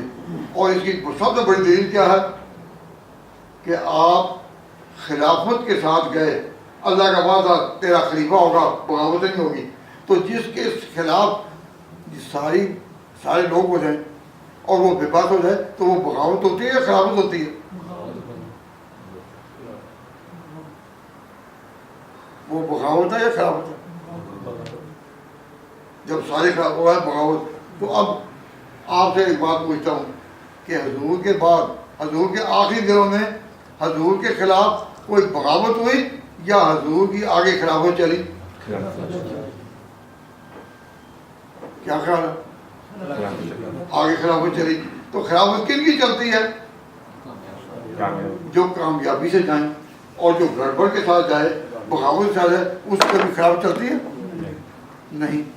تو میں نے یہ دوسرا نمونہ تھا کہ ہمارا مسلمانوں کا یہ اعتقاد ہے کہ نبی پاک صلی اللہ علیہ وسلم کامیاب ہوئے، ظلم کا دور ختم ہوا. مکے میں جو لوگ آپ کو سختیوں کے ساتھ اور ظلم کے ساتھ نکالنے والے تھے وہ ناکام ہوئے. بدر میں اللہ نے مدد کی، پھر اللہ نے عہد میں مدد کی. پھر اس کے بعد ان کے مار کے مدینہ کے قریب نہیں، پھر یہی مدینہ والے تھے ادھر جانے لگے یہاں تک کہ مکہ فتح ہوا. ہم اس پیغمبر کی امتی ہیں کہ جس کے بارے میں ہمارا عقیدہ بھی ہے، واقعات بھی اس طرح ہیں، ہمارا دعویٰ بھی ہے کہ وہ کامیاب. تو رسالت کے بارے میں یہ ہمارا عقیدہ ہے کہ حضور کی رسالت سب کو کامیاب رہی. حضور کی رسالت کامیاب رہی. آپ دنیا سے کامیاب گئے. اور اس کے لیے دل کو تسلی دینے میں، اگر دل کو تسلی دینے کے لیے ایک چھوٹی سی بات کر کے ختم کرتا ہوں. ذرا غور کرو کہ نبی پاک صلی اللہ علیہ وسلم نے کے بعد کی مسجد میں امام کون ہوا؟ مقرر. مطلب بتائیے نا. حضور کے بعد بیماری کے دنوں میں بھی اور آپ کے بعد بھی مسجد نبی کا امام کون ہوا؟ تو حضرت ابوبکر کون تھے؟ یہ قبیلہ بڑا تھا، بڑا قبیلہ. اس کا نام تھا قریش. اس کی کئی شاخیں تھیں. تو ابوبکر کا جو قبیلہ تھا بڑے تھوڑے ہیں. حضرت عمر کا قبیلہ وہ بھی بڑے تھوڑے ہیں. بنو تیم اور بنو عدی تھوڑے تھوڑے ہیں. اور بڑے قبیلے بنو ہاشم. حضور کون؟ بنو ہاشم میں سے. علی کون؟ بنو ہاشم میں سے. اور حضرت عثمان وہ بھی بڑے قبیلے والے. یہ حضور کا خاندان اور حضرت عثمان کا خاندان اوپر سے ایک ہے. دونوں عبد مناف کی اولاد ہیں. عبد مناف کی اولاد میں سے دونوں. اور وہ کون ہیں؟ بنو امیہ اور بنو ہاشم. ان کے قبیلے بڑے بڑے. اور ابو بکر صدیق کا قبیلہ کیا ہو چھوٹا، اور حضرت عمر کا قبیلہ بھی چھوٹا. تو اگر ظلم کے ساتھ چڑھائی ہو، اگر ظلم کے ساتھ چڑھائی ہو تو جیتتے کون ہیں؟ بڑے جیتے ہیں چھوٹے؟ پھر تو جیتے کون ہیں؟ چڑھائی بڑے. اگر یہ حضرت ابو بکر عمر یہ چھوٹے قبیلوں والے کیسے جیت گئے اگر حق اور سچائی اور پیغمبر کی ساری بات علی مرزا کے حق میں ہوتی؟ اور پھر آج تو وہ علاقہ ہے کہ جہاں قبائل کی جنگیں تھیں، آپس میں لڑتے تھے. اگر کسی قسم کی کوئی بات ہوتی تو تھوڑے بڑوں پر کیوں جیت گئے؟ اس پر ہم غلبہ رسالت کی اس بحث کو ختم کرتے ہیں. تو پہلا مضمون کیا تھا؟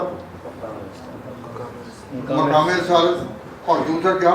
غلبہ رسالت. اور تیسرا عنوان اس وقت تو نہیں، وہ آگے شروع ہوگا، وہ ہے ختم نبوت.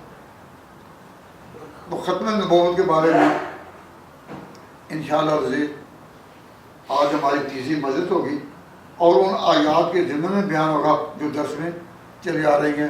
ابھی آدھا گھنٹہ پڑا. ہاں جی، آدھا گھنٹہ پڑا ہے ابھی. تو میں شروع کر دوں؟ نہیں مطلب کہ اور جاری رکھیں اپنے. پھر 10 بھی ہے نا، 10 بھی ہے نا شام ہاں جی. 10 بھی ہے نا شام تو یہ پتا نہیں انہوں نے کہا آئے گا 10 کہ آج گھنٹہ پڑھا، تو اسی بجائے اگر یہی کہہ دیتے نا کہ 25 منٹ پڑھے ہیں تو پھر تو ہم کہتے ہیں ٹھیک ہے. تو ان کو اگر 5-6 منٹ اس طرح پڑھا رہے ہیں کم ویچ کرنے کا حق ہے تو ہمیں نہیں ہے. تاہم میں یہی بات میں آپ کو اس سے توجہ دلاتا ہوں کہ اللہ تعالیٰ نے علم تو کسی کو دیا ہے کسی کو نہیں، تاریخ پر کسی کی نظر ہے کسی کی نہیں، لیکن اللہ تعالیٰ نے عام عقل سمجھ تو ہر کسی کو دیا نا. آپ اپنے دنیا کے معاملات میں اپنی عقل اور سمجھ کو استعمال کرتے ہیں یا نہیں؟ تو حضور کے بارے میں آپ کیوں اپنی عقل کو استعمال نہیں کرتے کہ حضور نے جو دین دیا اس میں آپ بے بس نہیں ہوئے، اور نہ کسی میں طاقت تھی کہ نبی پاک صلی اللہ علیہ وسلم کو اس میں ناکام کرے. یہ عقیدہ ہونا چاہیے نہیں. اور اس میں ایک بات جو آپ کے سامنے لانی چاہتا تھا اس مجھے رسالت کی بحث میں، تو میں وقت تھوڑا سا میں نے چھوڑ دی تھی، اب ان کے توجہ دلانے پر میں اس کو کہتا ہوں. میں آپ کے سامنے کہا کہ پیغمبر معصوم ہے، کہا تھا یا نہیں؟ اور یہ بھی کہا تھا پیغمبر کے بعد کوئی پیغمبر کے بعد حضور کے بعد کوئی معصوم نہیں، یہ کہا تھا. اب اس میں ایک بات کی وضاحت میں چاہتا تھا کہ ذرا ہو جائے، وہ یہ کہ صحابہ اپنی شخصیتوں کے لحاظ سے، افراد کے لحاظ سے تو معصوم نہیں. صحابہ اپنی شخصیتوں اور افراد کے لحاظ سے تو معصوم نہیں، لیکن اپنے اجماع کے ساتھ یہ معصوم ہے سارے. یعنی جس پر یہ سارے ایک ہو جائیں اس کو وہی مقام عصمت حاصل ہے جو نبوت کو ہے. وہ سمجھائی؟ صحابہ فردن تو معصوم نہیں، پیغمبر فردن معصوم ہے، اپنی شخصیتوں کے لحاظ سے معصوم ہے، لیکن صحابہ فردن تو معصوم نہیں، لیکن اپنے اجماع میں یہ معصوم ہے. جس پر یہ جمع ہو جائیں اس پر خدا کی بات کا سایہ آ گیا. اس پر اگر کوئی کہے کہ جی صحابہ کے لیے اس طرح معصوم ہونے کا لفظ کسی نے استعمال کیا ہے، ہم جواب میں کہتے ہیں ہاں محدثین نے کیا ہے، اور انہوں نے حدیثی کتابوں میں ان کے بارے میں لکھا ہے کہ معصوم. تو صحابہ کے بارے میں ہم کہتے ہیں کہ وہ معصوم نہیں، یعنی فردن، لیکن جس پر سب اکٹھے ہو جائیں اس میں معصوم ہے. تو آپ کے ذہن میں ہونا چاہیے کہ کون کون سی باتوں مثلا وہ اکٹھے ہوئے. یاد رکھو گے جی وہ کون کون سی باتیں ہیں جس میں پہلی بات یہ بسم اللہ الرحمن الرحیم کہ قرآن پاک یہ بالکل وہی ہے جو لوح محفوظ والا ہے. اس میں کوئی غلطی نہیں. حضور کے زمانے تک یہ ایک کتابی شکل میں نہیں آیا تھا. وہ پڑھا جاتا تھا, پڑھایا جاتا تھا, نمازوں میں پڑھا جاتا تھا, لیکن ایک کتابی شکل میں نہیں آیا تھا. اب ان کو کتابی شکل کنہوں نے دی؟ صحابہ نے. اب اس پر ایک سوال اٹھتا ہے کہ جب قرآن پاک کو ایک کتابی شکل میں صحابہ لائے تو معلوم ہوا کہ جمع قرآن پر حفاظت خدا بندی کا کوئی پہلا نہیں تھا. اگر تو یہ عمل سامنے آتا حضور کے زیر انسلام تو پھر تو کہا جاتا کہ عصمت کا سایہ تھا ایک معصوم کی نگرانی میں قرآن پاک کے کتابی شکل میں آیا. لیکن جب حضور کی وفات کے بعد صحابہ نے قرآن پاک کو یکجا کیا, متفرق اوراق تھے جن کو حضور پڑھتے رہے اور مومنین نمازوں میں حضور سے سنتے رہے, لیکن اس کے بعد مجموعی طور پر ان سے جب اس ترتیب کے ساتھ یہ قرآن سامنے آیا تو اس پر عصمت کا سایہ تھا. ہاں, کس طرح کہ سارے صحابہ نے بالاتفاق قبول کیا اور ایک نے بھی اختلاف نہیں کیا, ایک نے. تو اب جب ہم کہتے ہیں کہ یہ صحابہ اپنے اجماع میں معصوم ہیں, اس کا معنی یہ کہ قرآن کے جمع کرنے میں صحابہ وہ مقام پا گئے کہ ہمیں یہ عقیدہ اختیار کرنا پڑا کہ صحابہ اپنے اجماع میں معصوم ہیں. اور ایک بات اور مثال پیش نظر رکھیے جس کو کہ سارے مانتے ہیں کہ رمضان شریف میں پورا مہینہ تراویح پڑھنا, رمضان شریف میں پورا مہینہ تراویح پڑھنا جماعت کے ساتھ مسجد میں, پورا مہینہ جماعت کے ساتھ مسجد میں تراویح پڑھنا حضور سے ثابت ہے. سب مانتے ہیں, سب سارے فرقے مانتے ہیں, دیوبندی ہوں, بریلوی ہوں, جماعت اہل حدیث ہوں, سب مانتے ہیں کہ حضور نے پورا مہینہ جماعت کے ساتھ مسجد میں تراویح نہیں پڑھی. اور آج پڑھی جا رہی ہے نہیں پڑھی جا رہی ہے. کیوں جی پڑھی جا رہی ہے؟ کن کی مسجدوں میں؟ دیوبندیوں کی مسجدوں میں بھی, بریلویوں کی مسجدوں میں بھی, اور اہل حدیث کی مسجدوں میں بھی. تو جب یہ وہ مانتے ہیں کہ حضور نہیں پڑھی تو پھر وہ جو پڑھ رہے ہیں تو وہ کن کی پیروی پڑھ رہے ہیں؟ صحابہ کی پیروی میں. کہ صحابہ نے حضرت عمر بن خطاب رضی اللہ تعالیٰ عنہ نے جب اس سنت کو اس طرح قائم کیا تو پھر سب نے اتفاق کیا, حضرت علی نے بھی سارے میں اتفاق کیا. اب جب سارے صحابہ نے اتفاق کر لیا تو اس پر عصمت کا سایہ ہو گیا, جس طرح جمع قرآن پر اس تراویح پر. نہیں سن رہی؟ کتنی باتیں ہوئی؟ دو. تو جمع قرآن کن کے ہاتھوں عمل میں آیا؟ ہم تو وہ صدیق کے خلافت میں. سارے صحابہ کا اتفاق, ہم نے کہا قبول. اور تراویح کا نظام اس طرح کس خلافت میں عمل میں آیا؟ دوسری خلافت میں. کیونکہ سارے صحابہ نے اتفاق کیا, کسی نے اختلاف نہیں کیا, ہم نے کہا یہ بھی ٹھیک ہے. کیوں؟ کسی صحابی نے اختلاف نہیں کیا. حضرت عثمان کی ایک بات یاد آئی. حضرت عثمان کے وقت میں مسلمانوں کی تعداد بہت بڑھ گئی تھی, بہت بڑھ گئی تھی, اور کاروبار میں کچھ مشکلات بھی آ رہی تھیں.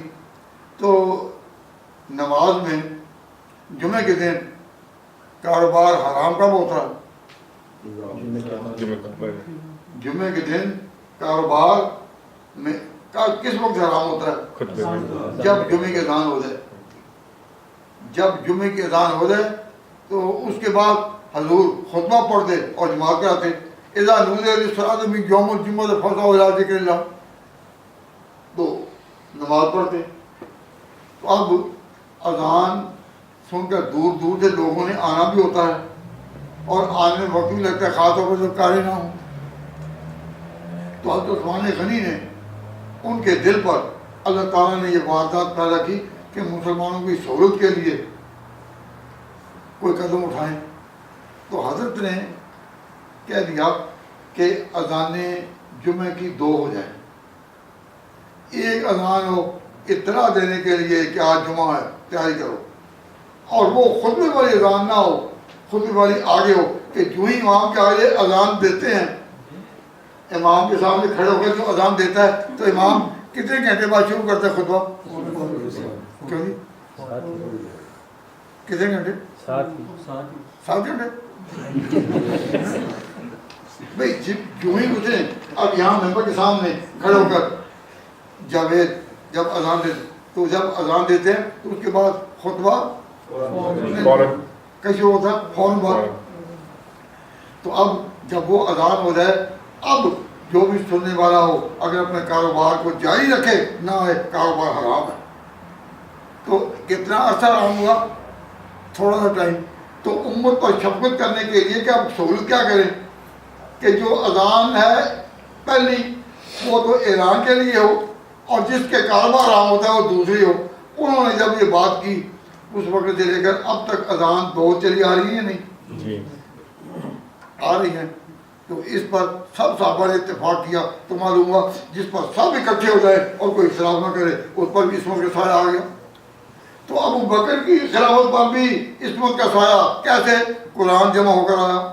حضرت عمر کی خلافت پر عصمت کا سایہ کہ تراویح کے اس نظام پہ سب صحابہ نے بمعنی علی کے اتفاق کیا. حضرت عثمان غنی پر جمعہ کی ایک دوسری اذان جو ہے اس کی وجہ سے حفاظت کر. تو بھائی آپ یہ دیکھیں کہ ہمارا نبی پاک صلی اللہ علیہ وسلم کا دین بالکل کامیابیوں کے ساتھ آگے چلا ہے اور ہر صحابی نے جو طریقہ اختیار کیا اس کے لیے کوئی نہ کوئی حضور کی رضا کا اشارہ ملا. حضور نے کسی طرح کوئی اشارہ کر مثلا جاتے ہوئے آپ نے یہ کہہ دیا کہ علیکم بسنتی اور سنت الخلفاء الراشدین کہ میرے پاس میری سنت اور راشدین کی سنت پر عمل کرنا کہہ دیا. اب حضور کو اللہ تعالیٰ حضور کو کس نے اس طرح متوجہ کیا کہ کہیں کہ میرے بعد اللہ تعالیٰ نے اس طرح کیوں؟ اللہ تعالیٰ جانتے تھے کہ میری کتاب جو میری اس پیغمبر پر اتری ہے وہ جمع ہوگی اس خلافت میں، پڑھی جائے گی اس خلافت میں، آگے کام چلے گا اس خلافت میں. تو اللہ تعالیٰ نے حضور کے دل میں بات ڈالا، بیج بات ڈالی، اس کے مطابق حضور نے اعلان کر دیا. تو اگر تو عقیدہ ہو صحیح مومنین کا تو پھر اللہ کی حکمتیں اور تکوینی فیصلے ان کو بہتر اللہ تعالیٰ جانتا ہے. ہمارا تو کام ہے کہ ہم اس کو قبول کر رہے ہیں. اگر ہم کہیں کہ صحابہ اپنے اجماع میں معصوم نہیں تو قرآن مشتبہ ہو جائے گا. میں آپ کے سامنے تراویح کا بیان کر رہا تھا کہ تراویح پورا مہینہ پڑھی جائے مسجد میں جماعت کے ساتھ، یہ عمل سب کا ہے یا نہیں؟ تو کئی لوگ یہ کہہ دیتے ہیں کہ جی اہل حدیث جو ہیں وہ تو کہتے ہیں ہم نبی کی بات مانتے ہیں اور کسی کی نہیں. تو کبھی ان سے پوچھیں کہ یہ پورا مہینہ تراویح کیوں پڑھتے ہو؟ اس جھگڑے میں نہ پڑھو کہ کوئی 8 ہے یا 20 ہے اس میں نہیں.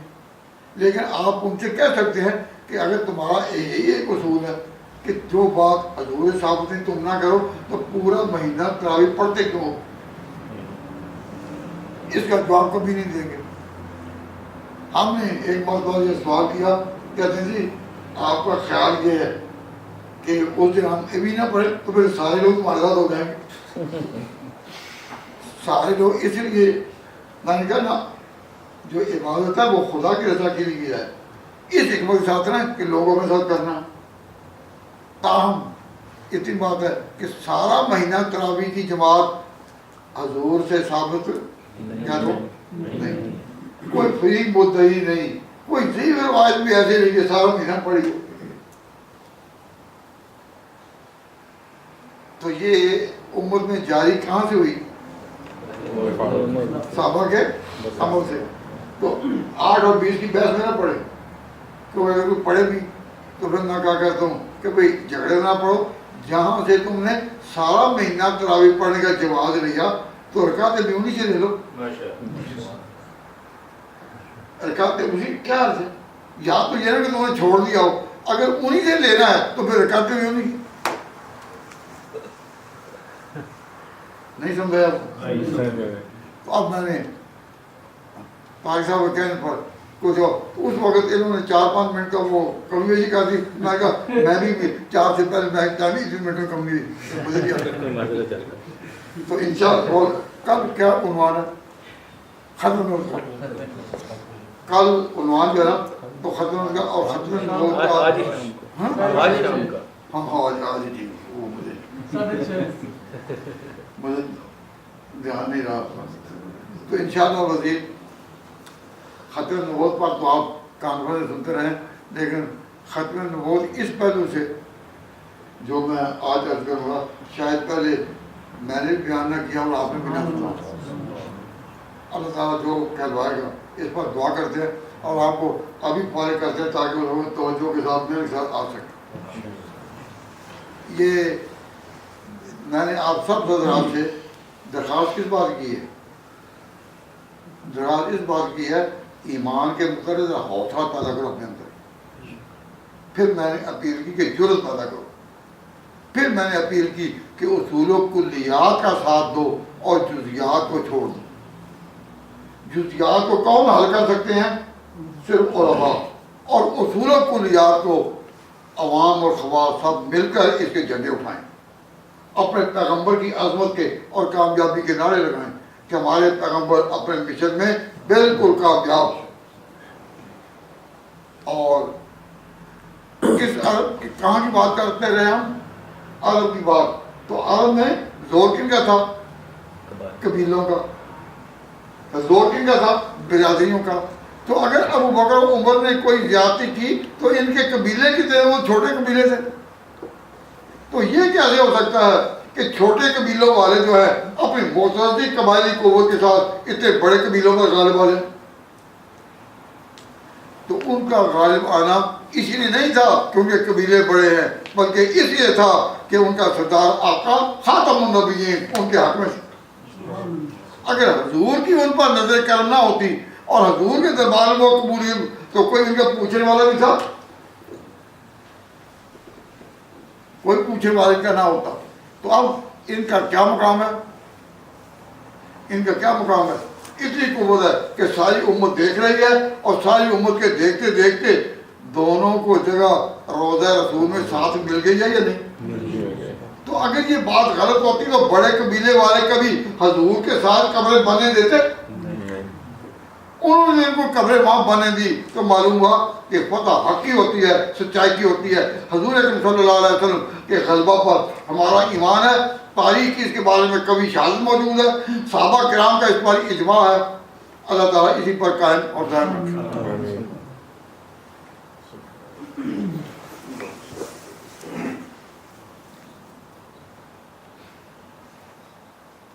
لا الہ